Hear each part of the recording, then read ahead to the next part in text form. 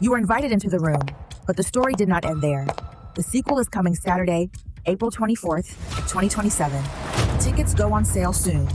Text CUTE to 24251 for what happens next. She thinks she's cute.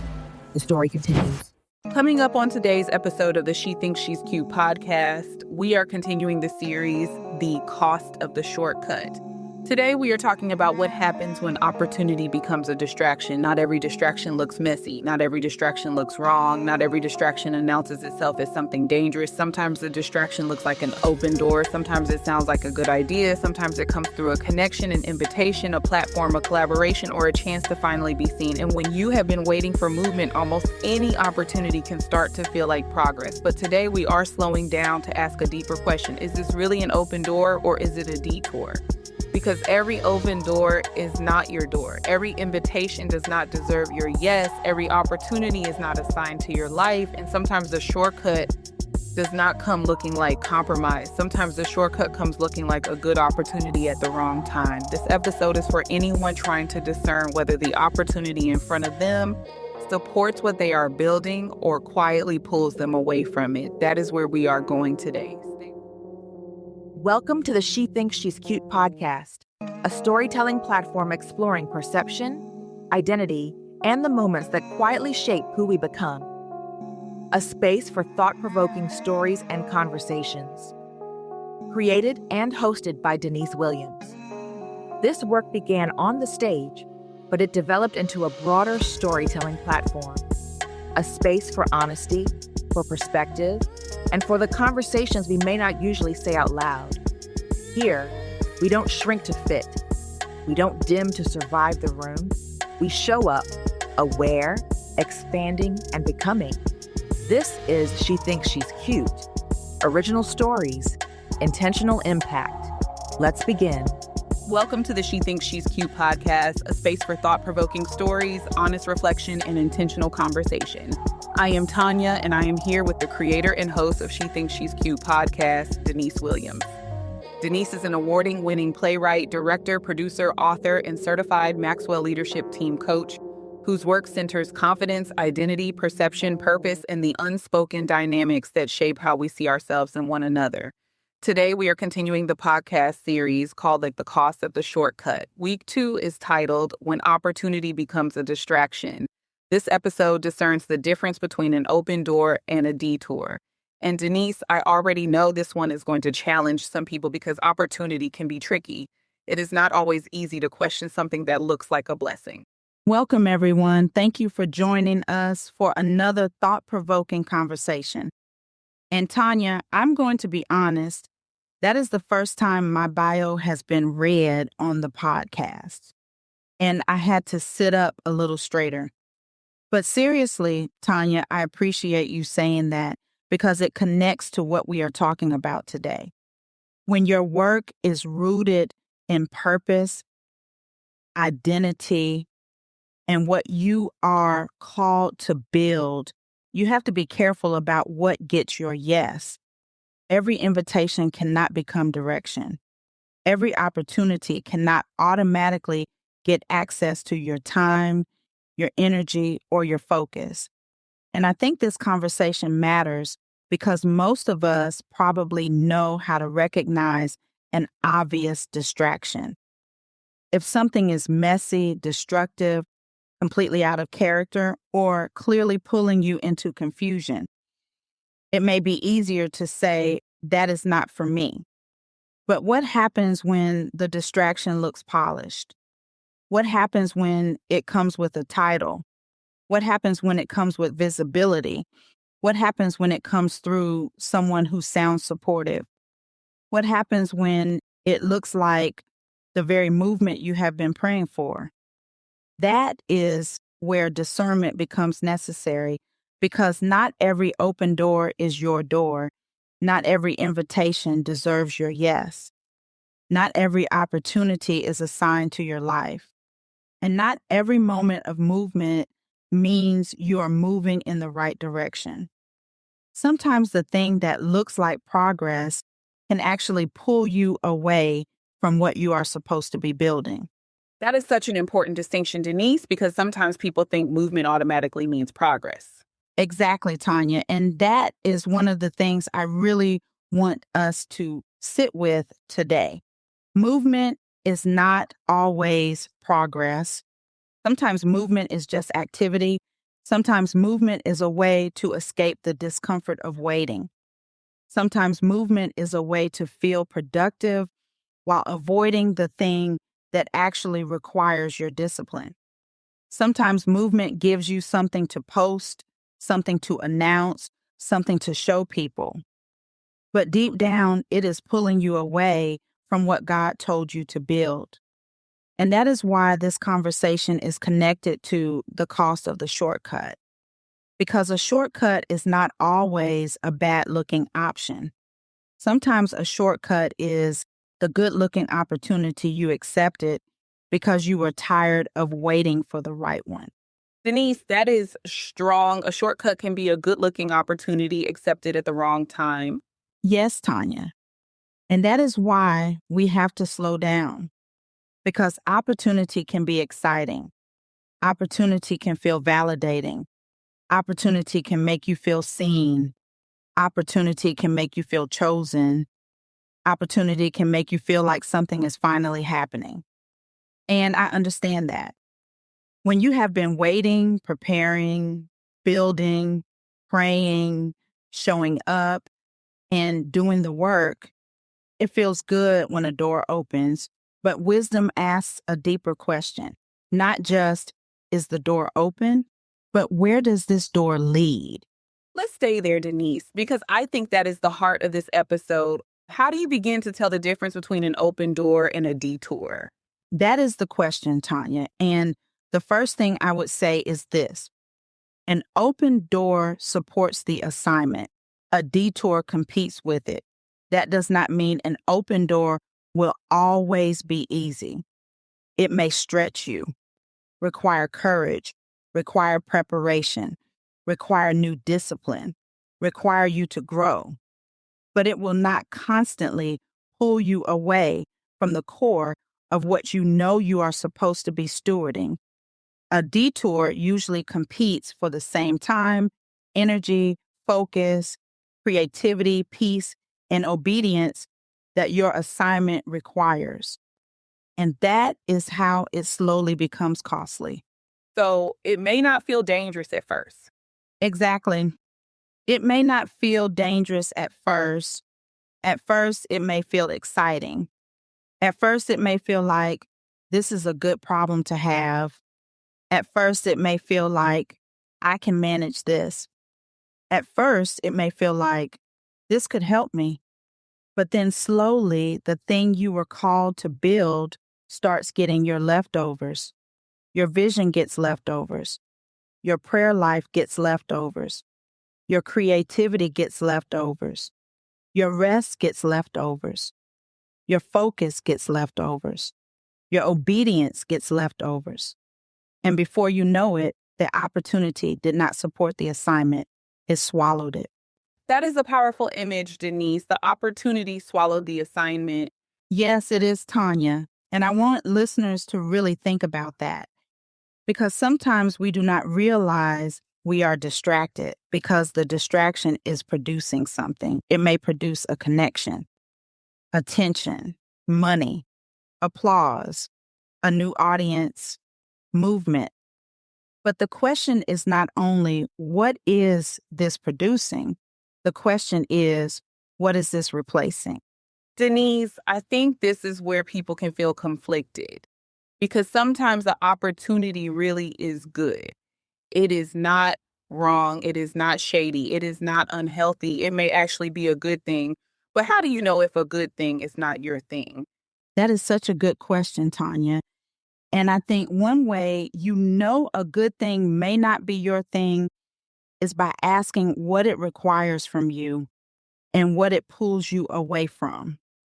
Because everything good does not belong in your hands.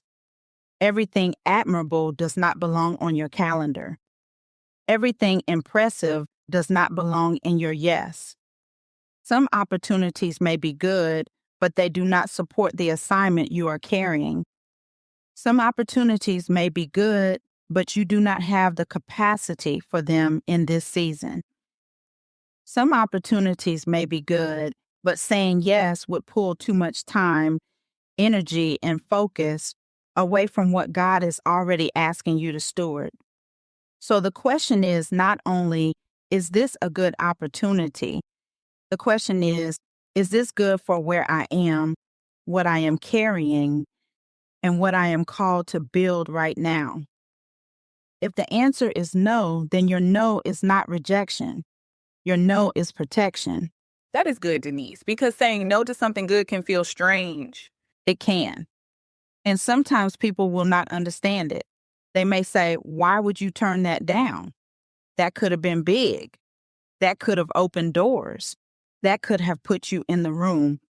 That could have helped your name get out there. And maybe they are right from the outside, but they do not always know what God is building on the inside. They do not always know what that yes would cost you.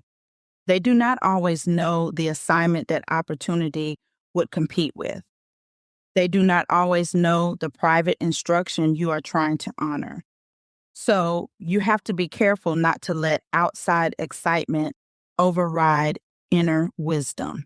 That is important. Outside excitement cannot become louder than inner wisdom. Exactly, Tonya, because other people may be impressed by the door, but you have to be responsible for where the door leads. Denise, let's talk about visibility, because sometimes the opportunity is tempting because it makes you feel seen. Yes, Tonya, visibility is a big part of this conversation, because sometimes it is not the opportunity itself that has such a strong pull. It is sometimes what we think the opportunity will prove, that we are gifted, chosen, that we were not overlooked, finally moving, that we are not behind. And sometimes when you have been building privately, visibility can feel like relief. That is honest. It is honest, Tonya, and I do not want to shame that. It is human to want your work to be seen. It is human to want your effort to matter. It is human to want evidence that the private work is not being wasted. But we have to be careful when the hunger to be seen becomes louder than the commitment to be faithful. Because visibility is not always validation. Sometimes visibility is a test. That is a strong statement, Denise. Visibility is not always validation. Sometimes visibility is a test. Yes, and the test is this. Can you say no to being seen in a way that pulls you away from what you are supposed to build? Can you say no to a platform that flatters your name but weakens your focus? Can you say no to a room that applauds your gift but does not honor your assignment? Can you say no to exposure when your foundation needs more attention? That is not easy, but it is necessary.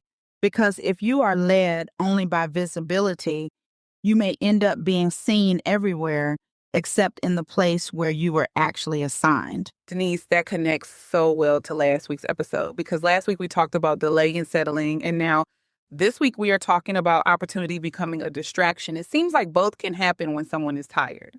Absolutely, Tonya. Fatigue makes us vulnerable. When you are tired of waiting, anything that looks like movement can feel like an answer. When you are tired of being unseen, anything that offers visibility can feel like confirmation. When you are tired of being faithful in private, anything public can feel like promotion. When you are tired of doing the same thing, anything new can feel like freedom. But we have to be careful, because relief is not always direction. Say that again, Denise. Relief is not always direction. Just because something makes you feel better in the moment does not mean it is leading you where you are supposed to go.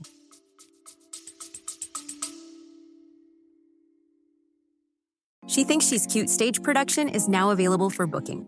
Looking for a powerful stage experience for your women's conference, church event, university, corporate gathering, community event, or performing arts venue? She Thinks She's Cute is a compelling live production that sparks conversation, challenges assumptions, and reminds audiences of the power of empathy, healing, and unity among women. Bring this unforgettable production to your stage. Visit shethinkssheCute.com and click the booking button for more details. She Thinks She's Cute stage production. Assumption is not always truth. Sometimes the opportunity feels good because it gives your emotions a break. It breaks up the waiting. It gives you something exciting to think about. It gives you something to announce. It gives you something that looks like movement. But once the excitement settles, you have to ask, does this still feel wise? Does this still feel clean? Does this still fit? Does this still support what I said mattered? Does this still agree with what God has been building in me? That is such a necessary pause because sometimes we can make quick decisions from excitement. Yes, Tonya, and excitement is not bad, but excitement should not be the only evidence. A detour often wants your yes before you have time to check your peace. That is one of the warning signs. When something pressures you to move so fast that you cannot pray, think, ask questions, check your capacity, or consider the cost, you need to pause. A healthy opportunity can withstand wise questions. It can withstand clarity. It can withstand a little stillness. But a detour often says, hurry, do not miss this. You may not get another chance. Everybody else would say yes. You better take this while it is available. And sometimes, Tonya, that urgency is not God. Sometimes that urgency is pressure.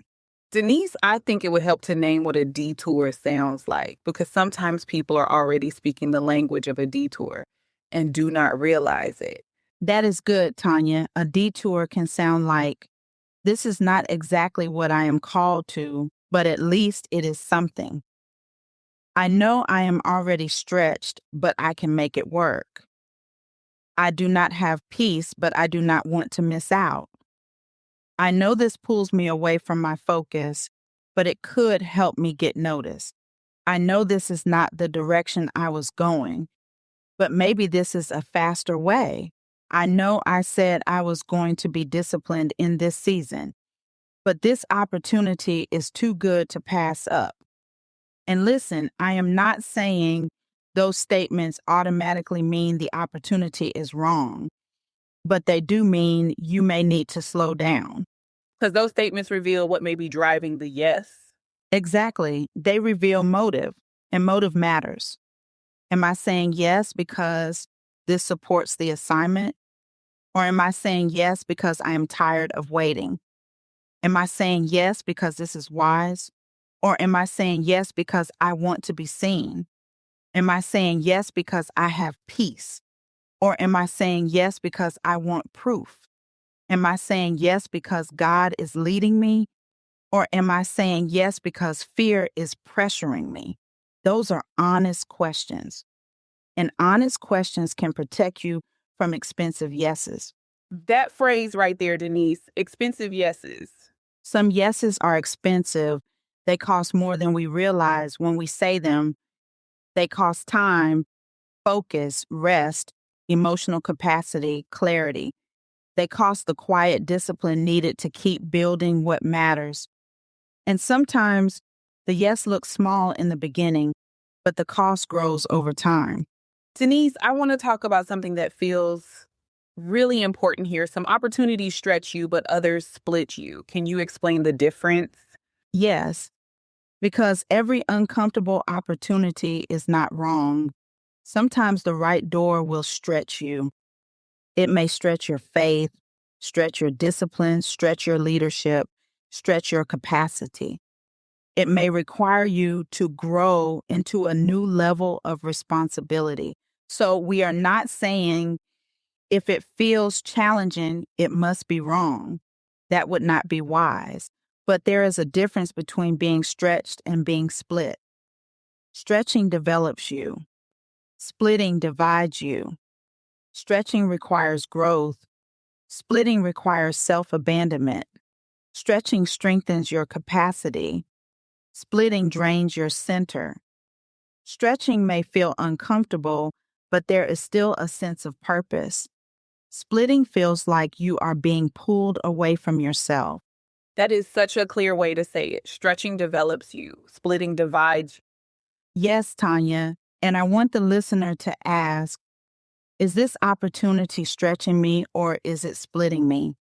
Is it calling me higher or is it pulling me apart? Is it requiring faith or is it requiring me to ignore wisdom? Is it expanding my capacity or is it exhausting my foundation? Because a true open door may require more from you, but it will not require you to become divided from what God is asking you to steward. Since this series is called The Cost of the Shortcut, let's talk about the cost. What does it cost when opportunity becomes a distraction? It can cost a lot, Tonya. It can cost clarity, because the more divided you become, the harder it is to hear what matters. It can cost consistency, because the thing you were building starts getting whatever energy is left over. It can cost peace, because now you are managing something you were never supposed to carry. It can cost confidence, because deep down, you know when you have moved too fast or said yes for the wrong reason. It can cost time, because sometimes the detour takes longer to recover from than the original wait would have required. And it can cost obedience, because sometimes the detour pulls you away from the exact thing you were supposed to remain faithful to. Denise, that is heavy, but it is true. It is true. And I do not say that to scare people. I say it because we need to count the cost before we give our yes away. A detour can still produce something. It can produce applause. It can produce connections. It can produce money. It can produce visibility. It can produce movement. But not every result is worth the erosion it created. That is a strong statement. Not every result is worth the erosion it created. Exactly. Because sometimes we celebrate what the opportunity produced without examining what it weakened. Did it weaken your focus? Did it weaken your peace? Did it weaken your confidence? Did it weaken your ability to be consistent? Did it weaken your commitment to the original vision? Did it weaken your obedience? That matters, because success that weakens your center is not the kind of success you want to build your life around. Denise, let's talk about people, because sometimes other people will encourage the opportunity because it looks impressive to them. They may not see why you are hesitant. That is so true, Tonya. People may see the opportunity, but they may not see the cost. They may see the invitation, but they may not see your capacity. They may see the platform, but they may not see the private instruction. They may see the exposure, but they may not see the foundation that still needs your attention. And sometimes people will pressure you because they are impressed by something that your spirit is questioning. That is good. People can be impressed by what your spirit is questioning. Yes. And that is why you cannot outsource discernment to people who are only looking at the surface. Now, I believe in wise counsel. I believe in community. I believe in trusted voices. I believe in having people who can ask you strong questions and help you see clearly. But pressure is not the same as counsel. Counsel helps you discern. Pressure tries to rush you. Counsel asks questions. Pressure pushes an agenda. Counsel considers your assignment. Pressure only considers the opportunity. Counsel cares about the cost. Pressure only cares about the appearance. So when people are pushing you to say yes, ask, are they helping me discern, or are they just excited about how this looks? That is practical, Denise, because sometimes the people around you may mean well, but they are not responsible for living with a yes. Exactly, Tonya. Other people can have opinions and go home, but you have to live with the weight of the yes. You have to live with the schedule. You have to live with the pressure. You have to live with the distraction. You have to live with the internal conflict. So, yes, listen to wisdom, but do not let outside excitement override what peace is telling you. Denise, I think we need to make room for this too. Sometimes the opportunity may not be wrong forever. It may just be wrong right now. Yes, Tonya, that is such an important point. Sometimes discernment is not about calling something bad. Sometimes discernment is about recognizing timing. There are opportunities that may be right later, but they are not right now. There are rooms you may enter later, but you are not supposed to enter them now. There are collaborations you may consider later, but not while your foundation is still being strengthened. There are invitations that may fit later, but not while your focus needs protection.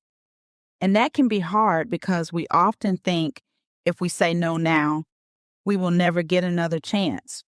But fear of missing out is not a good foundation for decision making. That is good, Denise. Fear of missing out is not a good foundation for decision making. It is not. Because when fear is leading, we usually rush. We ignore questions. We silence our peace. We overestimate what we can carry. We underestimate the cost. And then we call it faith when it may really be fear. So we have to ask, is this faith or is this fear of missing out? Is this obedience or is this pressure? Is this timing or is this impatience? Is this an open door or is this a detour? And Tonya, I want to say this clearly. You are not missing purpose by refusing to be rushed. That is a needed reminder. You are not missing purpose by refusing to be rushed. If something is truly assigned to you, it will not require you to betray wisdom to receive it. Let's make this practical, Denise. What should someone do before saying yes to an opportunity? I would encourage them to pause and ask 5 questions. Number 1, does this opportunity support what I said I was building? Number 2, does this opportunity require me to neglect something I know I am supposed to steward? Number 3, am I drawn to this because I have peace or because I want proof? Number 4, what will this yes cost me in time, focus, rest, and emotional capacity? Number 5, if nobody applauded this decision, would I still believe it was wise? That last question is strong, Denise. If nobody applauded this decision, would I still believe it was wise? Yes, Tonya, because sometimes the applause around an opportunity is what makes it tempting. But wisdom has to be able to stand without applause. Before the applause, there is the private yes. There is the discipline. There is the obedience. There is the quiet decision to keep showing up even when nobody is clapping yet. And if we are not careful, applause can become a shortcut too. That is good.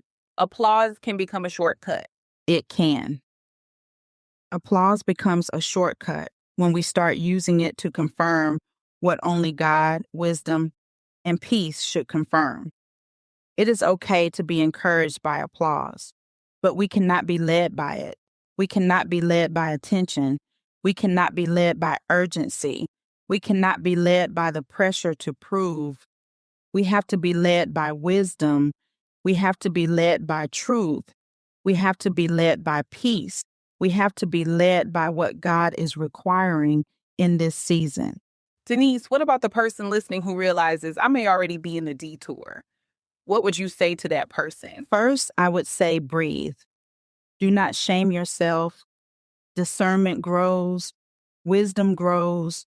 clarity grows. Sometimes you do not recognize the detour until you are already in it, but recognizing it is still grace. That is encouraging. Recognizing it is still grace. Yes, because once you recognize it, you can begin to ask, what is the wise next step? Not the dramatic next step, not the impulsive next step, not the emotional next step, the wise next step. Maybe the wise next step is to finish a commitment with integrity, but not renew it, or to renegotiate your involvement, to reduce your availability, to have an honest conversation, to admit, I cannot continue at this pace, to step back and pray before accepting anything else. Wisdom does not always mean walking away overnight. Sometimes wisdom means creating an exit that honors your character. That is practical, Denise, because sometimes people stay in the detour because they are embarrassed to admit they moved too fast. Exactly. Pride can keep you in a detour longer than confusion did. Sometimes you knew it was not right months ago, but you did not want to explain the change. You did not want people to think you were inconsistent. You did not want to admit you said yes too quickly. But it is better to correct your course than to keep performing commitment to something that is draining your obedience. That is strong. It is better to correct your course than to keep performing commitment to something that is draining your obedience. And that does not mean you become careless with your word. It means you become honest about what wisdom requires now. That brings us to the action for this episode. Denise, what is the action for week 2? The action for this episode is identify one opportunity, invitation, connection, or idea that looks good but may be pulling your focus. Then ask, does this support my assignment or does it compete with it? Does this strengthen what I am building or does it scatter my attention? Does this bring peace or does it simply bring relief? Does this require wisdom or does it require hurry? Does this open door lead me toward purpose or does it take me on a detour? After you answer honestly, choose one wise response. Maybe the wise response is to pause. Maybe it is to pray. Maybe it is to ask more questions. Maybe it is to seek counsel. Maybe it is to decline. Maybe it is to delay your yes. Maybe it is to finish what you committed to, but not renew the commitment. The goal is not to reject every opportunity. The goal is to stop giving automatic yeses to anything that looks like movement. So the action is identify the opportunity, examine the cost, choose the wise response. Yes, Tonya, because sometimes the most powerful thing you can do is pause before your yes becomes a burden. And I want to say that again. Sometimes the most powerful thing you can do is pause before your yes becomes a burden. Before we close, Denise, let's bring this back to faith. What do you want listeners to remember spiritually when they are trying to discern between an open door and a detour? I want them to remember that God is not limited by one opportunity. That matters. Because sometimes we treat one opportunity like it is our only chance. We think, if I do not take this, nothing else will come. But God is not limited. He is not anxious. He is not dependent on one door, one person, one room, one invitation, or one timeline. So if you have to betray peace to accept it, pause. If you have to abandon wisdom to receive it, pause. If you have to neglect what God already told you to build, pause. If you have to shrink your assignment to fit the room, pause. God does not need you to be reckless to prove that you have faith. Faith and wisdom are not enemies. Obedience and discernment can walk together. And sometimes the most faithful thing you can do is not rush through the open door. Sometimes the faithful thing is to ask God, is this mine? Is this now? Is this wise? Is this a door or is this a detour? That is such a grounding reminder, Denise. God is not limited by one opportunity. He is not. And when you believe that, you do not have to cling to every invitation. You do not have to panic when something looks good. You do not have to let fear make you say yes too quickly. You can move with wisdom. You can move with peace. You can move with a steady spirit. You can trust that what is truly assigned to you will not require you to abandon what God has already been building in you. Denise, this was such a necessary conversation. Week 2 of the cost of the shortcut is asking a real question. Is this an open door or is this a detour? And today's reminder is clear. Opportunity is not always direction. Movement is not always progress. And every open door is not your door. Before we close, what is the final word you want to leave with the listener? I want to say this to the person who is trying to make a decision. I know the opportunity looks good. I know it may feel exciting. People may be encouraging you to take it. Part of you may be tired of waiting. You may want something to finally move. But please do not confuse movement with direction. Do not confuse visibility with validation. Do not confuse urgency with God. Do not confuse relief with peace, and do not confuse an open door with your assignment. Some opportunities are blessings. Some opportunities are preparation. Some opportunities are confirmation. But some opportunities are distractions, and the difference is not always obvious on the surface.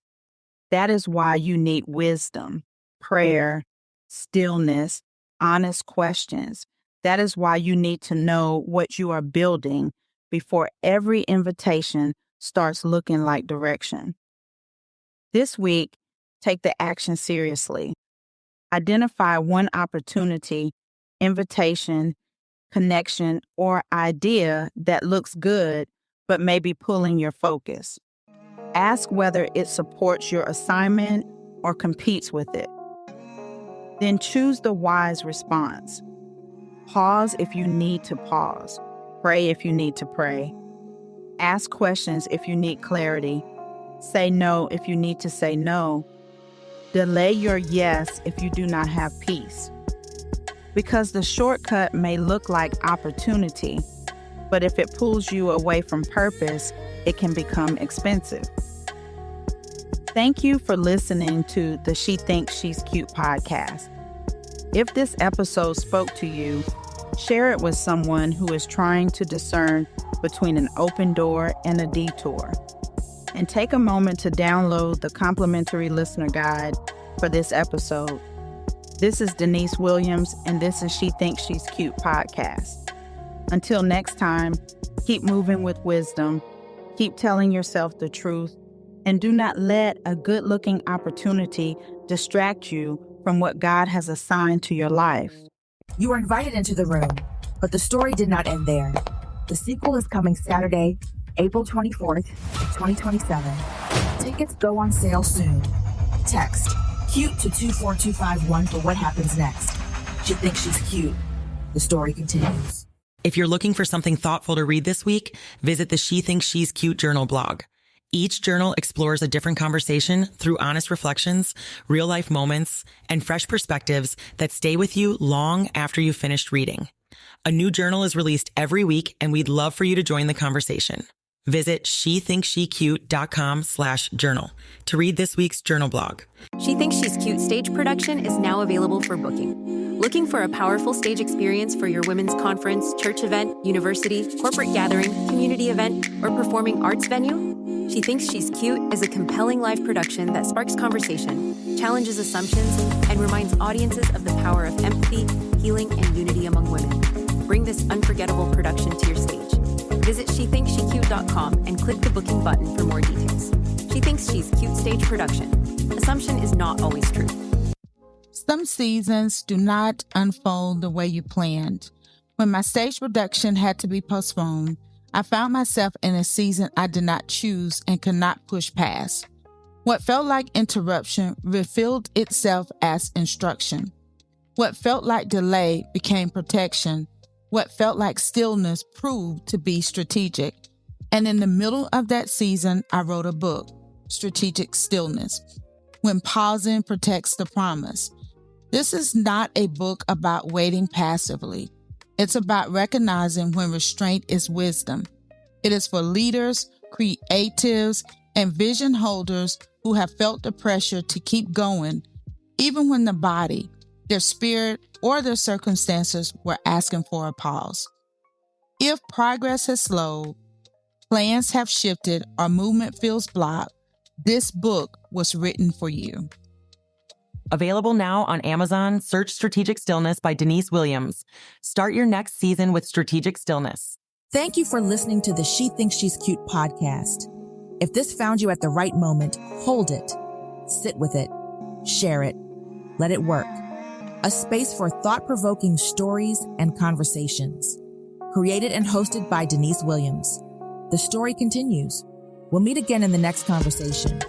Until then, stay cute, stay aware, stay aligned, and stay becoming. She Thinks She's Cute. Original stories. Intentional impact. Visit SheThinksSheCute.com. She Thinks She's Cute is a founder-led creative brand developing original, narrative-driven works across stage, experiential formats, and future screen projects, centered on perception, identity, and the unspoken dynamics that shape how we see ourselves and one another. Original stories, intentional impact. SheThinksSheCute.com. She thinks she's cute, yes, she is. Every step she takes, she walks in power. She thinks she's cute, and she is. She thinks she's cute, and she is, yes. Available now on Amazon. Search Strategic Stillness by Denise Williams. Start your next season with Strategic Stillness.